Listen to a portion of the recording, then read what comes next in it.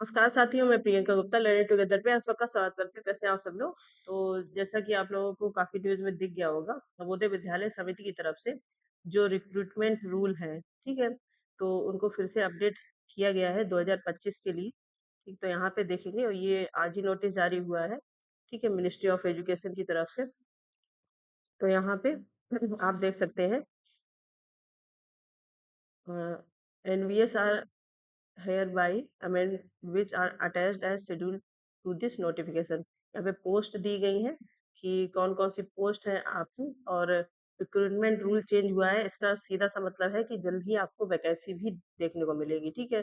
तो मैं हर बार अपने वीडियो में ये बोलती हूँ कि आप अपने नोटिफिकेशन का वेट ना करें, ठीक है? अगर आपको सच में एक सिलेक्शन लेना है ना, तो आप अपने पढ़ाई में बहुत ही सीरियस होके लग जाएं, ठीक है? क्योंकि नोटिफिकेशन ऐसे ही अचानक आएगा, आपकी तैयारी हो नहीं पाएगी, फिर आप हड़बड़ाहट में ना सही से तैयारी कर पाएँगे, ना कुछ कर पाएँगे, ठीक है? तो सबसे पहले तो यही चीज़ थी, बाकी आप तो समझदार हैं, आप अपनी चीज़ें देख सकते हैं, ठीक है? तो यहाँ पे पीजीटी के लिए कुछ रूल्स चेंज हुए हैं, जिनके बारे में बात करेंगे। इसके बाद पीजीटी के ये हैं सारे, कंप्यूटर साइंस है, आपका फिजिकल एजुकेशन मेल फीमेल है, ठीक है? इसके बाद मॉडर्न इंडियन लैंग्वेज, ठीक? तो इन सब पोस्ट पे आपको वैकेंसी देखने को मिलेंगी। इसके तहत टीजीटी की बात करें तो English, Hindi, mathematics, social science science है आपका थर्ड लैंग्वेज है। इसके बाद टीजीटी कंप्यूटर साइंस, ठीक है? जैसे पहले की एफसी ऐसे एक पोस्ट हुआ करती थी, इसको खत्म कर दिया गया। पीजीटी टीजीटी कंप्यूटर साइंस की पोस्ट इस बार आपको देखने को मिलेगी, ठीक है?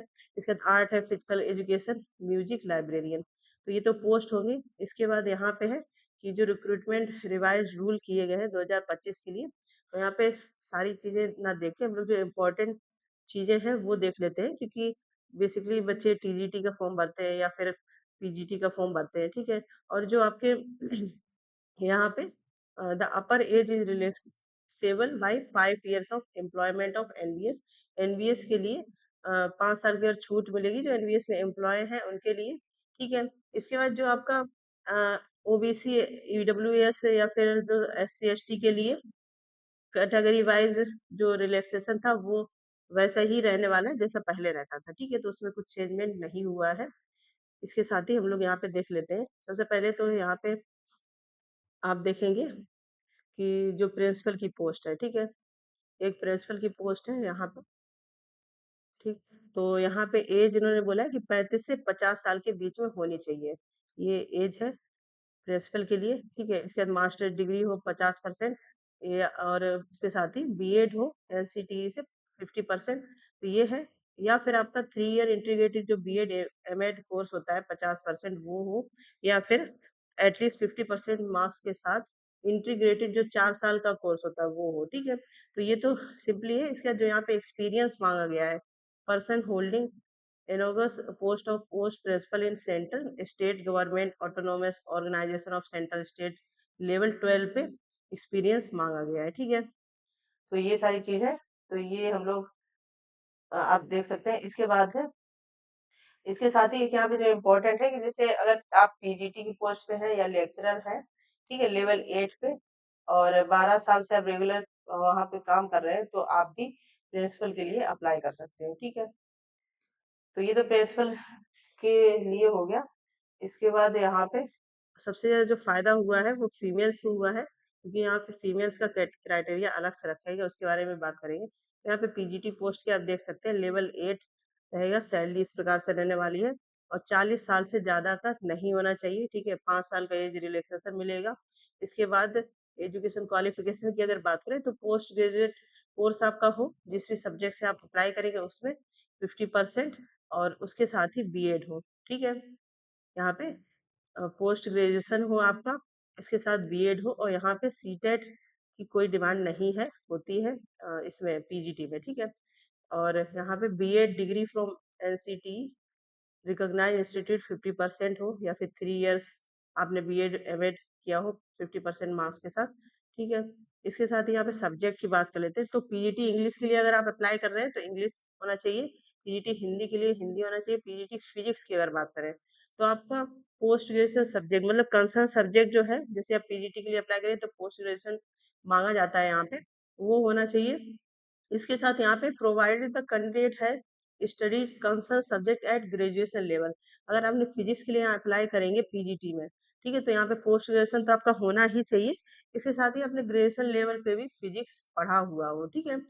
तो ये यहाँ पे आप देख सकते हैं चेंजमेंट देखने को मिले हैं।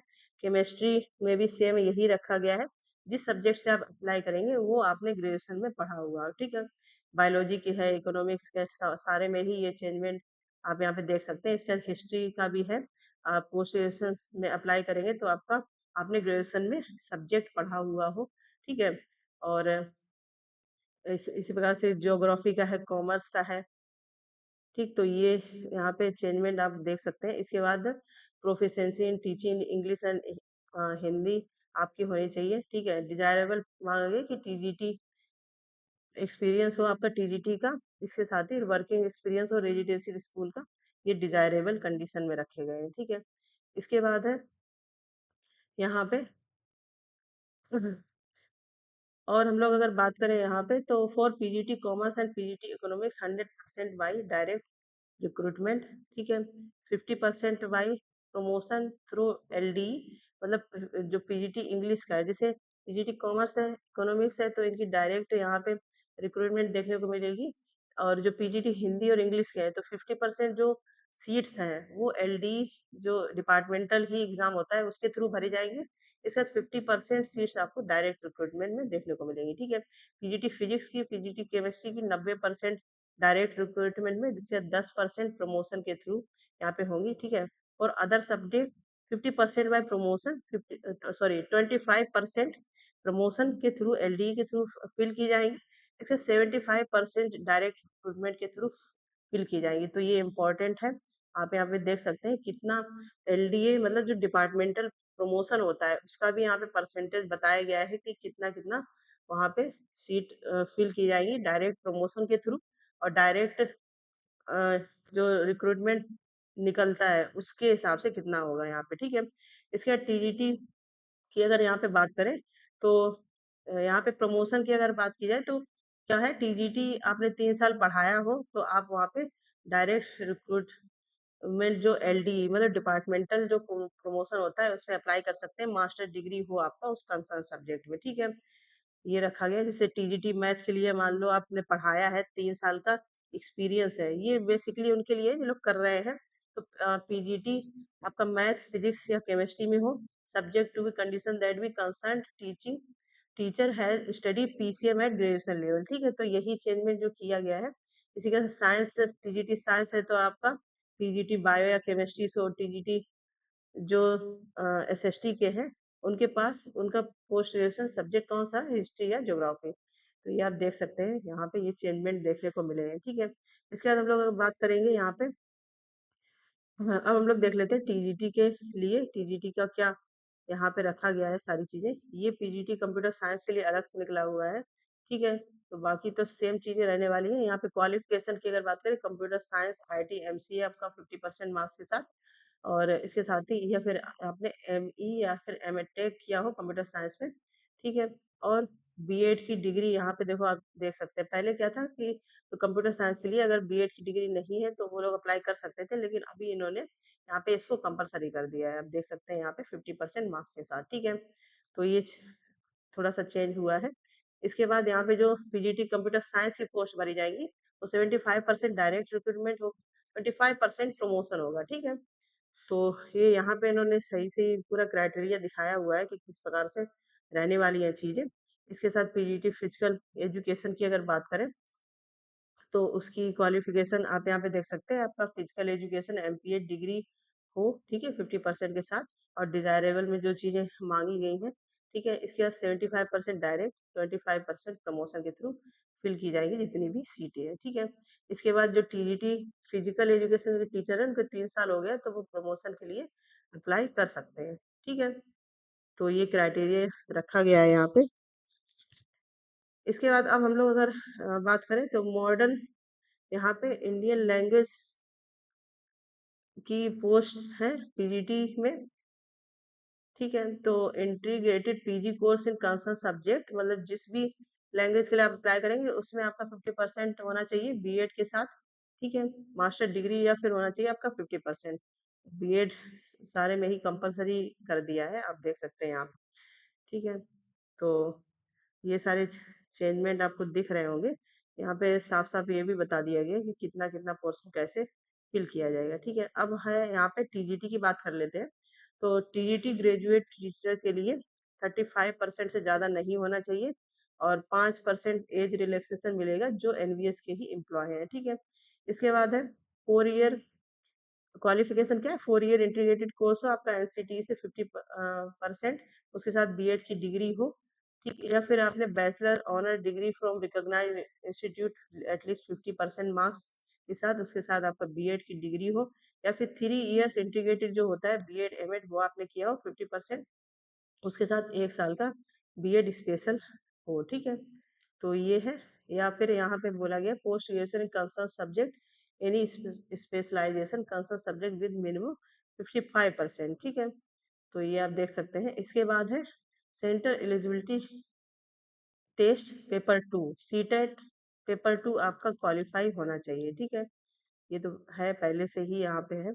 और फिर यहाँ पे कॉम्बिनेशन की अगर बात करें तो जैसे टीजीटी हिंदी का है, तो Hindi as an elective main subject in at least 3 years, या फिर अगर आपका सेमेस्टर वाइज है तो 6 सेमेस्टर में आपका हिंदी होना चाहिए। ठीक है, और इंग्लिश भी सेम है, आपका 6 सेमेस्टर में होना चाहिए।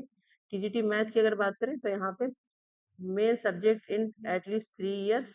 ठीक है, मतलब मैथ आपका 3 साल का अगर आपने किया है, जैसे अब तो सेमेस्टर से होता है, तो 3 साल में होना चाहिए, और फिर 6 साल में आपका मैथ होना चाहिए 6 सेमेस्टर में। ठीक है, और इसके बाद physics at least 1 year any 2 semester. ठीक है, मतलब फिजिक्स जैसे 3 साल की जो लोग ग्रेजुएशन करते हैं तो उनका लास्ट में है जैसे फिजिक्स केमिस्ट्री मैथ है, तो केमिस्ट्री छोड़ दिया, तो फिजिक्स और मैथ होना चाहिए। ठीक है, अगर केमिस्ट्री है तो आप यहाँ पे अप्लाई नहीं कर पाएंगे।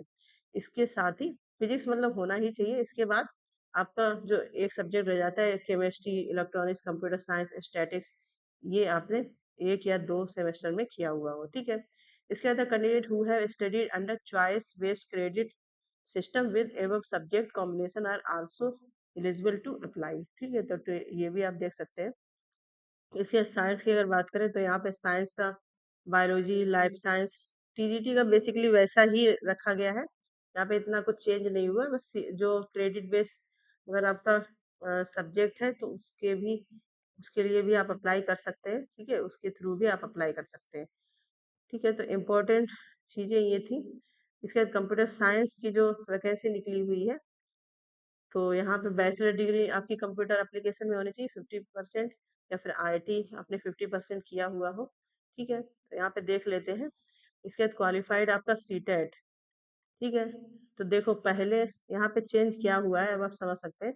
जो कंप्यूटर साइंस की वैकेंसी निकलती थी पहले, चाहे पीजीटी की है, ठीक है, अभी टीजीटी की भी निकलने लगी है, तो इनमें पहले होता था कि अगर आपने बीएड नहीं किया है तो आप अप्लाई कर सकते हैं। ठीक है, लेकिन अब 2025 के जो ये रूल आया है, यहाँ पे आपका सॉरी बीएड सीटेट अगर आपका नहीं है, ठीक है, तो आप अप्लाई कर पाते थे।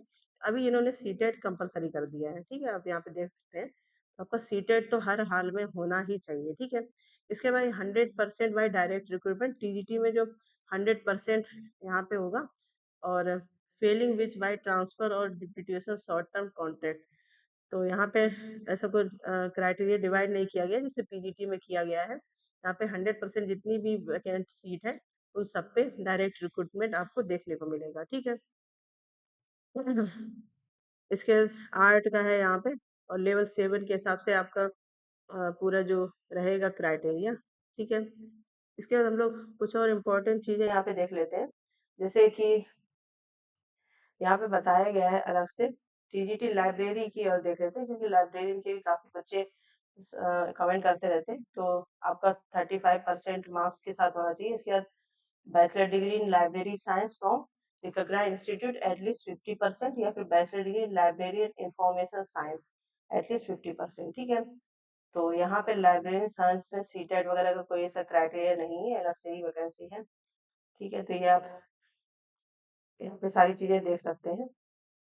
ठीक है, बाकी कुछ चीजें जैसे फीमेल को यहाँ पे बोला गया है कि जो फीमेल टीचर है, ठीक है, तो फीमेल टीचर को उनका क्राइटेरिया रिक्रूटमेंट में भी उनको कुछ फ़ायदा मिलेगा और इसके साथ ही जो एडमिशन्स होते हैं उनमें भी जो फीमेल कैंडिडेट है, ठीक है, तो उनको यहाँ पे फ़ायदा मिलेगा। तो यहाँ पे देख लेते हैं फीमेल का।